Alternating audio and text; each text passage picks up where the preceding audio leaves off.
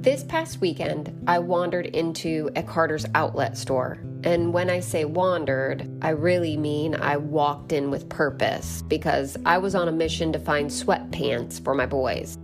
First, because that's all they wear, and second, because I'm fairly certain they don't actually walk on their feet, they walk on their knees.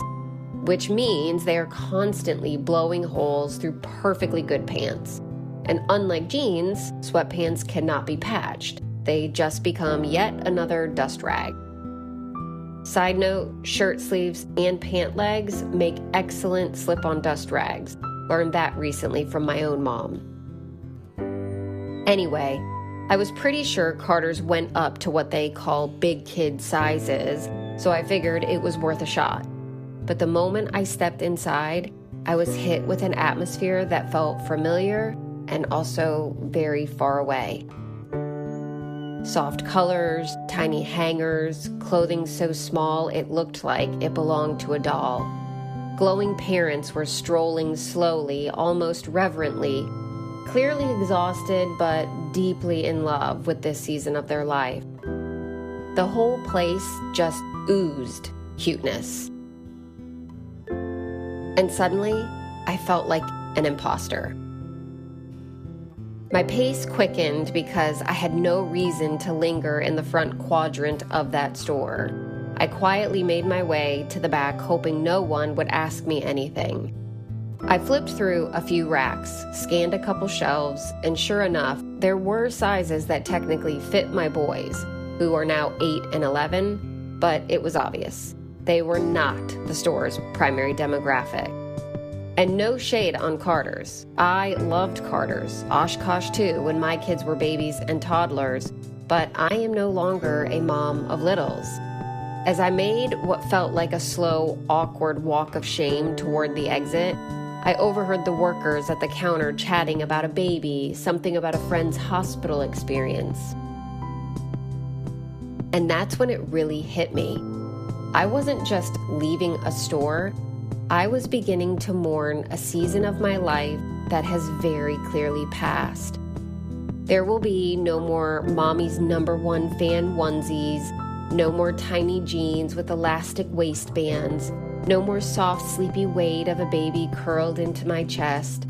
That gentleness, that warmth, that comfort that filled that space, a place I once fit so easily into, has been replaced with hooded sweatshirts and athletic shorts, with loud voices, wrestling matches, slammed doors, and things occasionally falling off the wall. And if I'm really honest, I miss cradling a baby and holding a toddler's hand. Mama, can you relate? But as I took those final steps toward the exit, breathing it all in for what might be the last time, I felt a soft acceptance rising. As a mother, I am where I'm supposed to be. I'm a 40-something-year-old woman raising elementary, soon-to-be middle school kids, and I trust that God is walking with me through this season just like He has every other one, and the ones still to come. But knowing that didn't make closing the proverbial Carter's door behind me any easier. I think Scripture gets this right when it says there's a season for everything. Not a season we rush through, not a season we pretend doesn't hurt, just a season that arrives or exits whether we're ready or not. There's a line in Psalm 139 that says, "Even there your hand will guide me and your right hand will hold me fast." Even there.